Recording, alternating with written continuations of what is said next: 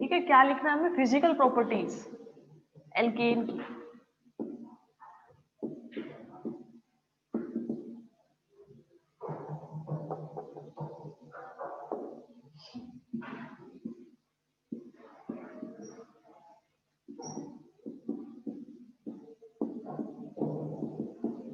भौतिक गुण लिखने हैं तो भौतिक गुण क्या है, जो अपीयरेंस से हमें पता चलते हैं, देख के पता चलते हैं। ठीक है, तो उसमें सबसे पहला पॉइंट जो है वो क्या होता है कि ये लिक्विड, सॉलिड और गैसियस तीनों ही स्टेट में हमें मिलते हैं। ठीक है, तो लिक्विड स्टेट, सॉलिड स्टेट और तीनों के अंदर कैसे मिलेंगे कि जो आपका लोअर मोलिक्यूलर वेट का होगा, कम आणविक भार वाला होगा, वो कहाँ पे मिलेगा आपको?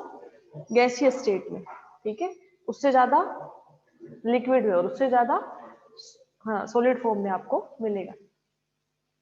ठीक है, तो इनको पॉइंट वाइज आप लिख लो। फर्स्ट पॉइंट लिख लो,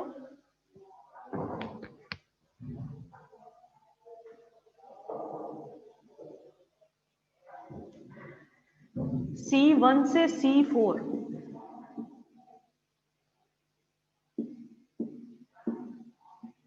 गैसियस फॉर्म में होता है, गैसीय अवस्था में होता है। ठीक है, C1 से C4 का मतलब क्या है कि कार्बन की चेन हम एक कार्बन से 4 कार्बन की मैक्सिमम लेते हैं, तो हमारा क्या होगा, ये गैसियस स्टेट में मिलेगा, गैसीय अवस्था में मिलेगा। ठीक है, C5 से 18, 17, 18 तक लगभग ये हमें किस में मिलेगा? लिक्विड में या द्रव अवस्था। ठीक है, ये हमें लिक्विड स्टेट या द्रव अवस्था में मिलेगा 5 से 17, 18 के लगभग। ठीक है, और उसके ऊपर वाले जो है वो सारे हमें किस में मिलेंगे? सॉलिड में या ठोस अवस्था में। ठीक है, ये इसकी मेन फिजिकल प्रॉपर्टी है जो हमें देख के पता चलता है कि कम मोलिकुलर वेट या कम कार्बन की श्रृंखला है तो वो गैसियस फॉर्म में, उससे ज्यादा है तो लिक्विड में, और सबसे ज्यादा है तो वो सॉलिड फॉर्म में मिलेंगे। ठीक है, क्रिस्टलाइन फॉर्म में मिलेंगे, क्रिस्टलीय अवस्था में मिलेंगे। इसी के बाद नेक्स्ट पॉइंट लिखो,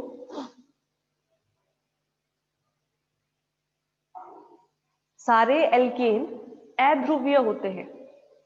all alkanes are non polar.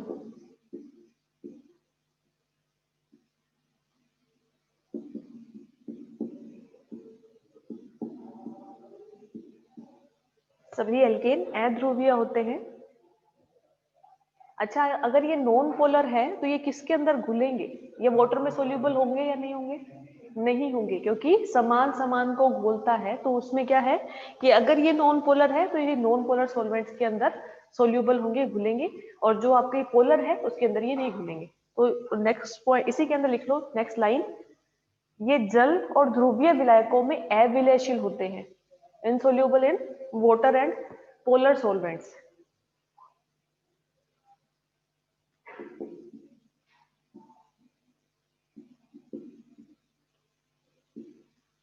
ठीक है, एंड सोल्यूबल इन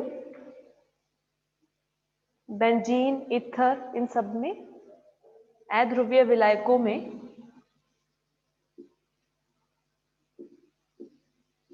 सोल्यूबल होते हैं।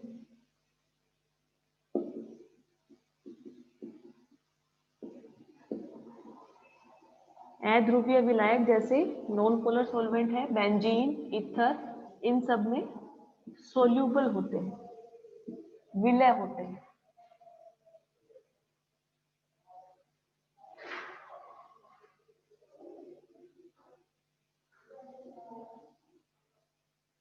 ठीक है, नेक्स्ट पॉइंट लिखो, इनके क्वंथनांक, बॉइलिंग पॉइंट का मान अणुभार बढ़ने के साथ बढ़ता है। बॉइलिंग पॉइंट या क्वंथनांक अणुभार बढ़ने के साथ बढ़ता है। मोलिकुलर वेट जैसे जैसे बढ़ेगा वैसे वैसे इसका बॉइलिंग पॉइंट भी बढ़ता है।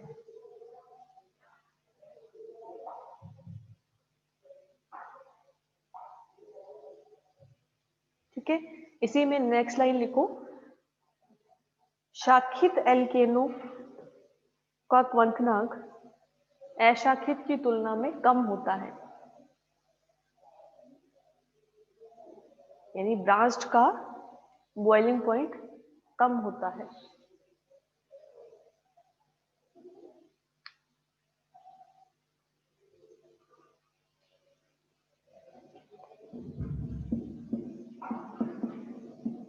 बॉइलिंग पॉइंट जो है वो ब्रांच एल्केन्स का या शाखित एल्केन्स का कम होता है, क्योंकि शाखाओं की संख्या बढ़ने पर उसकी सतह का क्षेत्रफल कम होता है, सरफेस एरिया कम होता है, जिससे इंट्रामोलिकुलर इंटरेक्शन कम होंगे, जिससे इसका बॉइलिंग पॉइंट भी कम होगा। क्योंकि अणुओं की शाखाओं में वृद्धि के साथ सतह का क्षेत्रफल घटता है, अणुओं में अंतरा आणविक आकर्षण बल घटता है,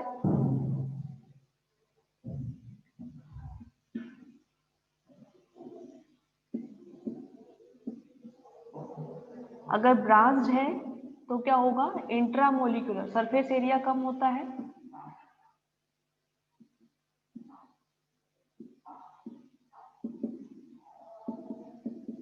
इंट्रामोलिकुलर इंटरेक्शन कम होता है, और इससे बॉइलिंग पॉइंट भी कम होता है। ठीक है, अंतरा आणविक आकर्षण बल कम लगता है या घटता है, उससे बॉइलिंग पॉइंट भी घटते हैं।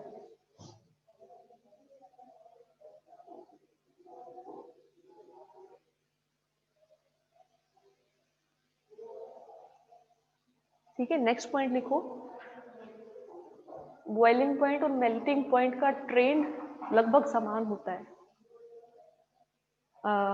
क्वथनांक और गलनांक में परिवर्तन अणुभार के साथ समान रहता है।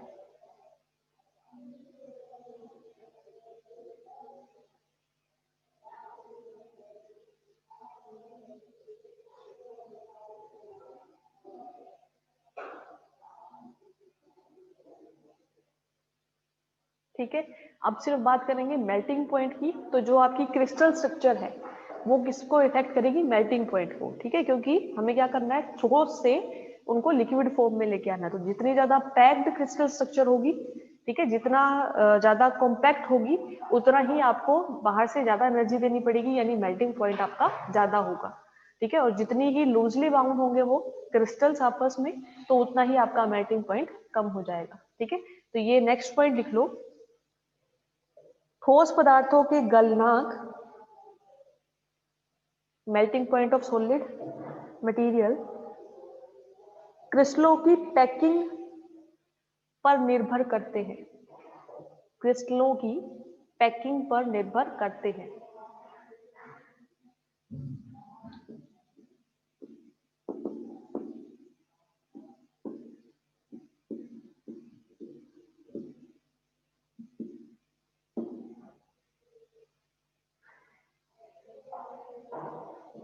ठीक है, इसमें पहला पॉइंट लिखो, यदि एल्केन में कार्बन परमाणुओं की संख्या सम है, एल्केन में कार्बन परमाणुओं की संख्या सम है,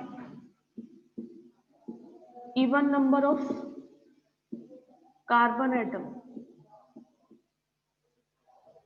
इन एन एल्केन, तो क्रिस्टल अधिक निकटता से पैक होते हैं,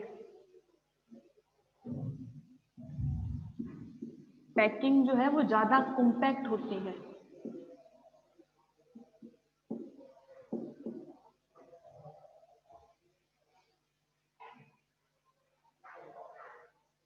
जिससे इनके मेल्टिंग पॉइंट बढ़ जाते हैं।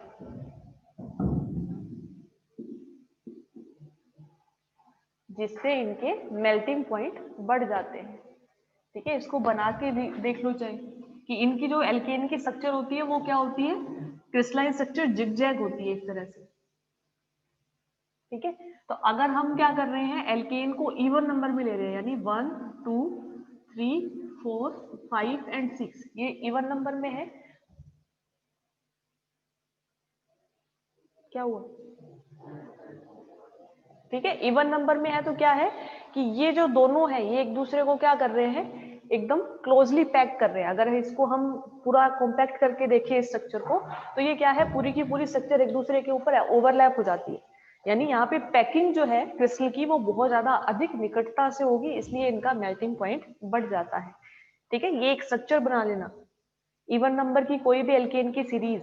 अच्छा, ये जो स्ट्रक्चर बनाई हुई है इसमें ये जो पॉइंट्स है ना सारे, ये क्या है, कार्बन है, ध्यान रखना, है ना, ये सारे कार्बन है।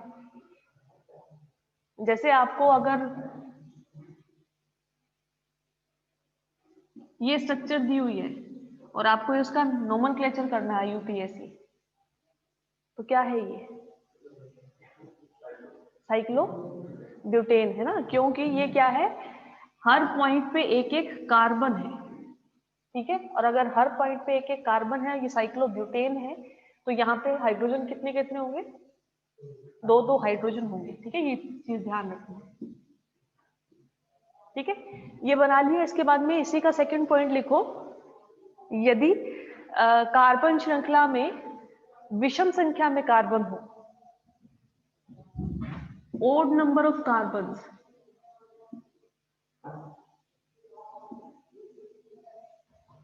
तो इनकी पैकिंग अधिक निकटता से नहीं होगी, पैकिंग एक तरह से लूज होगी, तो इसका मेल्टिंग पॉइंट भी क्या होगा, कम होगा।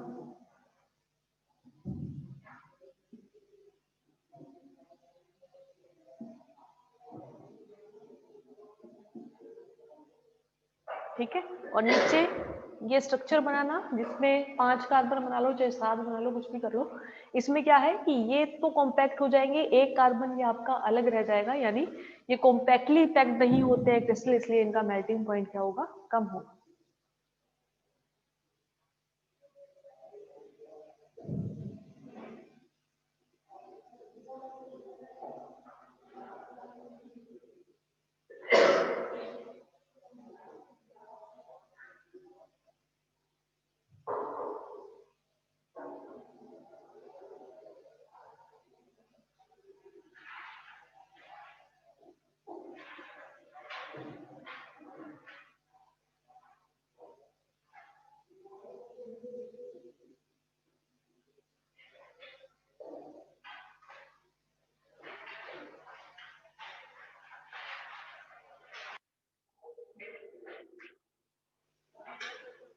ठीक है, इसके बाद में हम करेंगे इनकी केमिकल प्रॉपर्टीज या रासायनिक गुण क्या क्या होते हैं, रासायनिक अभिक्रियाएं ये कौन कौन से दिखाते हैं। ठीक है, तो एल्केन की स्ट्रक्चर है, इसमें 2 तरह के बॉन्ड मिलते हैं आपको, कौन कौन से, एक तो कार्बन और कार्बन का बॉन्ड, ठीक है, और एक कार्बन और हाइड्रोजन का बॉन्ड।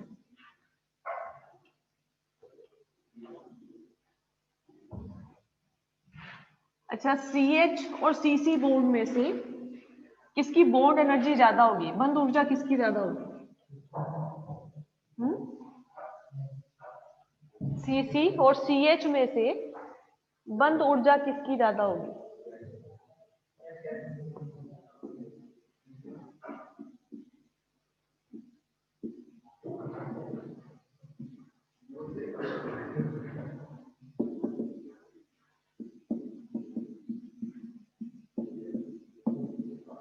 CH की, क्यों क्यों, उससे क्या होगा,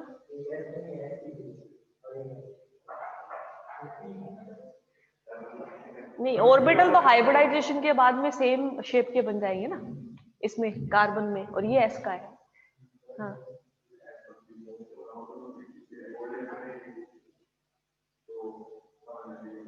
क्या क्या, दोनों का ये, हाँ हाँ,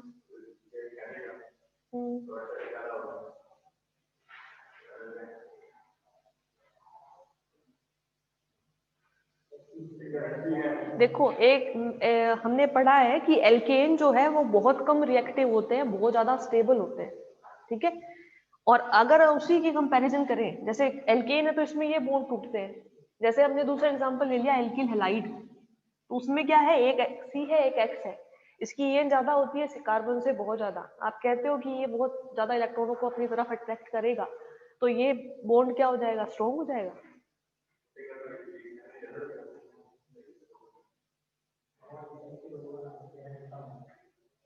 हाँ,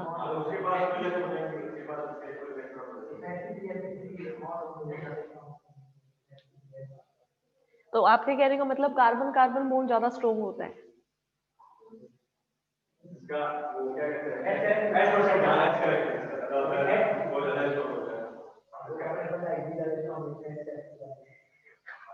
ज्यादा स्ट्रॉन्ग बॉन्ड है CH, ठीक है। क्यों? क्योंकि S में ओवरलैप सबसे ज्यादा होता है, ठीक है, क्योंकि वो डायरेक्शनल नहीं होता है, ठीक है।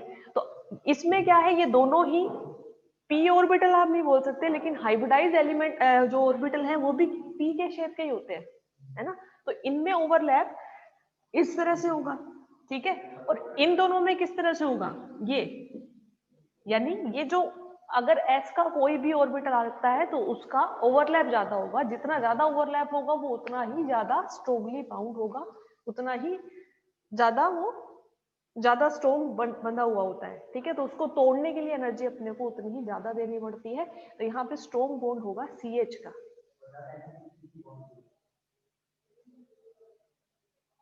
अच्छा, बंद ऊर्जा होती क्या है, बॉन्ड एनर्जी होती क्या है?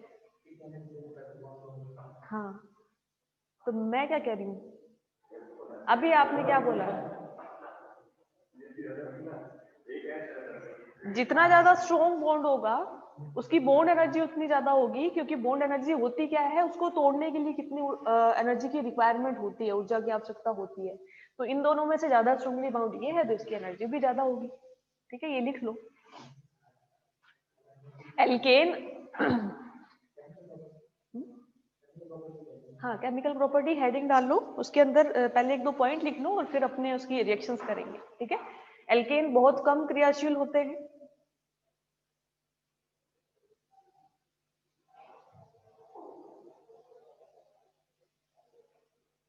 अर्थात इनकी केमिकल रिएक्टिविटी, रासायनिक अभिक्रियाशीलता बहुत कम होती है।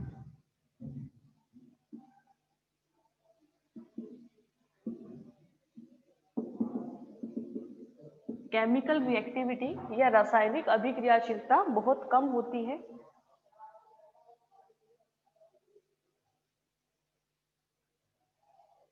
इसका कारण इसमें पाए जाने वाले प्रबल बंध है, स्ट्रॉन्ग बॉन्ड्स के कारण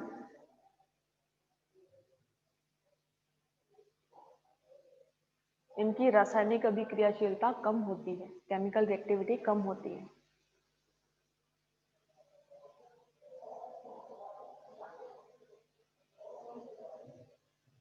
ठीक है, एल्केन में दो तरह के बंध मिलते हैं, एक CC एक CH।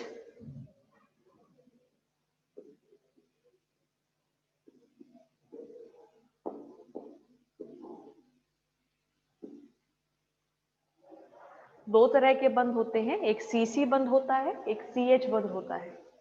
एल्केन में दो तरह के बंध होते हैं, CC और CH। दोनों ही बहुत प्रबल होते हैं और इनकी बंध ऊर्जा का मान, बॉन्ड एनर्जी, बंध ऊर्जा का मान क्रमशः 83 एंड 99 किलो कैलोरी पर मोल होता है। इसका कार्बन कार्बन का 83, कार्बन हाइड्रोजन का 99 किलो कैलोरी पर मोल होता है।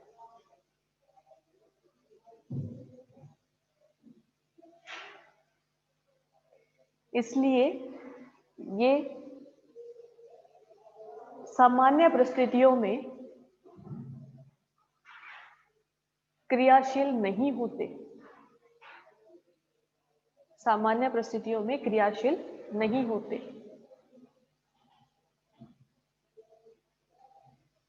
तो हम एल्केन की जितनी भी रिएक्शन पढ़ते हैं उसमें ज्यादातर क्या होता है, सनलाइट का यूज किया जाता है, ठीक है, या फिर हम ये बोल सकते हैं कि क्वांटम का यूज करते हैं, क्वांटा का यूज करते हैं, जो कि एनर्जी फोटोन्स होते हैं, ठीक है, उनका यूज किया जाता है मैक्सिमम रिएक्शंस के अंदर, क्योंकि वो बहुत ज्यादा एनर्जी के होते हैं। ठीक है, अब इसमें रिएक्शंस करनी है हमें। ठीक है, मेन इसके अंदर एक रिएक्शन करनी है हेलोजिनेशन की, हेलोजनीकरण की। ठीक है, वो हम लास्ट में करेंगे, पूरी डिटेल के साथ करेंगे। अभी शॉर्ट में 4-5 जितनी भी रिएक्शन है, हाँ, नाइट्रेशन, सल्फोनेशन, ये सारी शॉर्ट में ये अपने लिख लेते हैं, फिर हम हमारी हेलोजिनेशन की पूरी मैकेनिज्म के साथ कंप्लीट करेंगे। ठीक है, और इनकी जो रिएक्शन है वो क्या होती है, सनलाइट की प्रेजेंस में होती है, तो मैकेनिज्म कौन सी होगी, फ्री रेडिकल या मुक्त मूलक क्रियाविधि होगी, क्योंकि सूर्य के प्रकाश की उपस्थिति में जब भी रिएक्शन होती है तो हमारे पास क्या मिलता है, मुक्त मूलक मिलता है, तो क्रियाविधि भी इसकी कौन सी होगी, मुक्त मूलक क्रियाविधि होगी। पहला रिएक्शन इसमें लिख लो, हेलोजिनेशन या हेलोजनीकरण, इसको भी शॉर्ट में एक बार कर रहे हैं, दोबारा फिर करेंगे, है ना। हेलोजिनेशन या हेलोजनीकरण पहली अभिक्रिया है।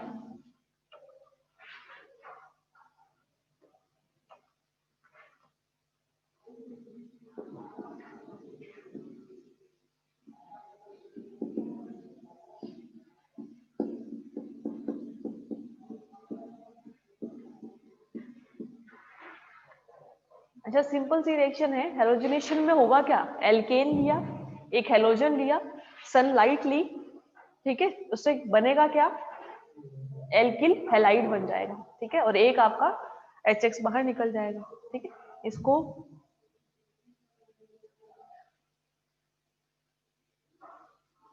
सिंपली लिख लो।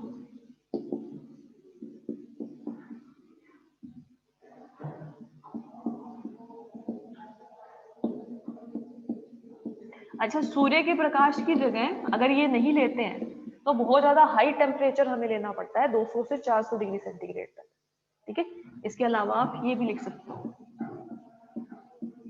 200 से 400 डिग्री टेम्परेचर जो है वो बहुत ज्यादा होता है, अगर इसके अंदर हमें रिएक्शन करवानी पड़ती है तो वो मुश्किल होती है ना।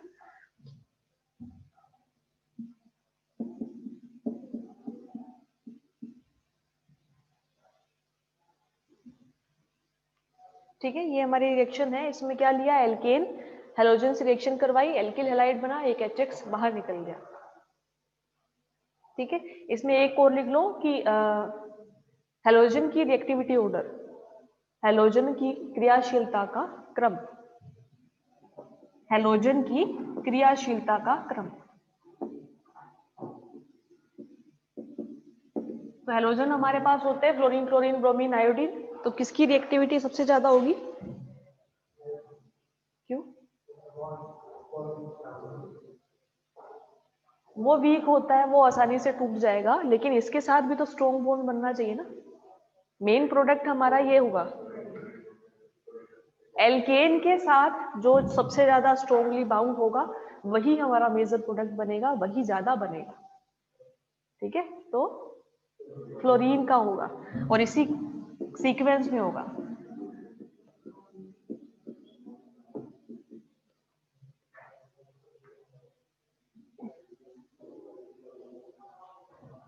क्लोरीन के पास वैसे भी इलेक्ट्रॉन डेंसिटी ज्यादा होती है, तो ये F2 का बॉन्ड भी बहुत आसानी से तोड़ेगा। हाँ, फ्री रेडिकल मैकेनिज्म है, इसलिए रिएक्टिविटी ऑर्डर होगा ये F2 Cl2 सबसे कम, Br2 सबसे कम, I2।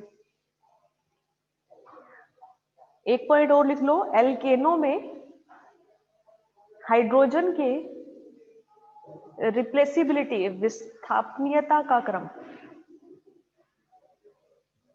एल्केनो में हाइड्रोजन के विस्थापनीयता, रिप्लेसिबिलिटी का क्रम।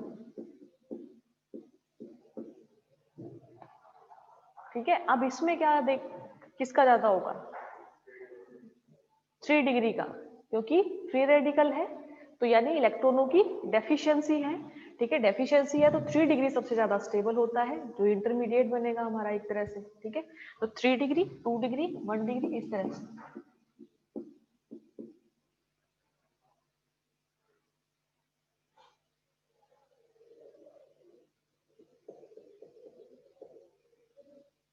समझ में आया।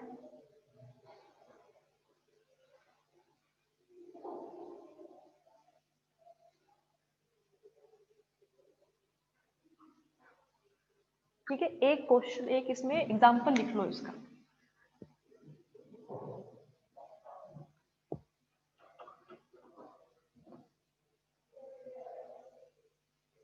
आइसोब्यूटेन ले रहे हैं हम।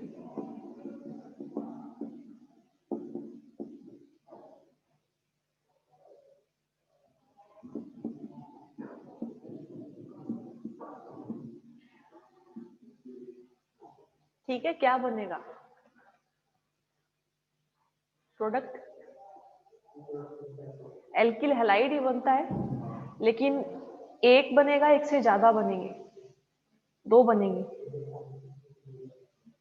मेजर बनेगा 3 डिग्री वाला, माइनर बनेगा 1 डिग्री वाला। ठीक है, दो तरह के प्रोडक्ट बनेंगे आपके।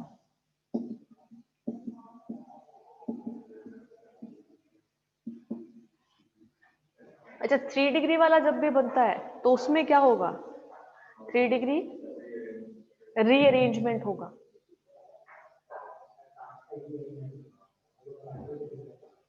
इसका रीअरेंजमेंट होगा क्या कि फ्री रेडिकल बनता है। फ्री रेडिकल कैसे बनता है? ये हमारा फ्री रेडिकल बनता है। ठीक है, तो एक प्रोडक्ट सिंपल आपका, इसी की जगह क्या जुड़ जाए? हेलोजन जुड़ जाए आके, हेलाइड आके जुड़ जाए। दूसरा क्या होगा? हम इसको इधर लेके जाएंगे, फ्री रेडिकल बनेगा ये वाला, और इसके ऊपर जोड़ेंगे हम।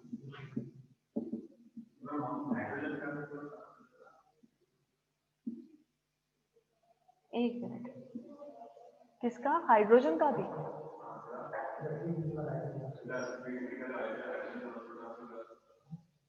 कार्बन हाइड्रोजन बॉन्ड ज्यादा स्ट्रॉन्ग होता है आई थिंक।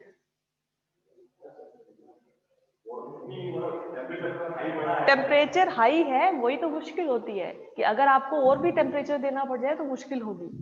यहाँ भी हम क्या कर रहे हैं? कार्बन कार्बन, हाँ कार्बन हाइड्रोजन बॉन्ड तोड़, ये भी हो सकता है। ये लो,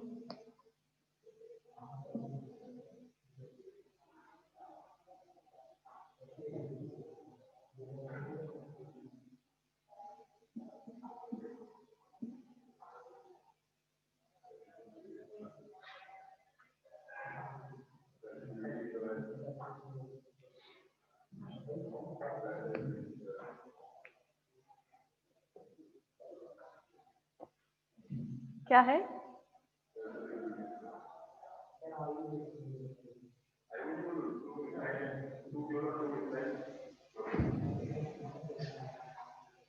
ठीक है, इनके नाम लिखना दोनों के।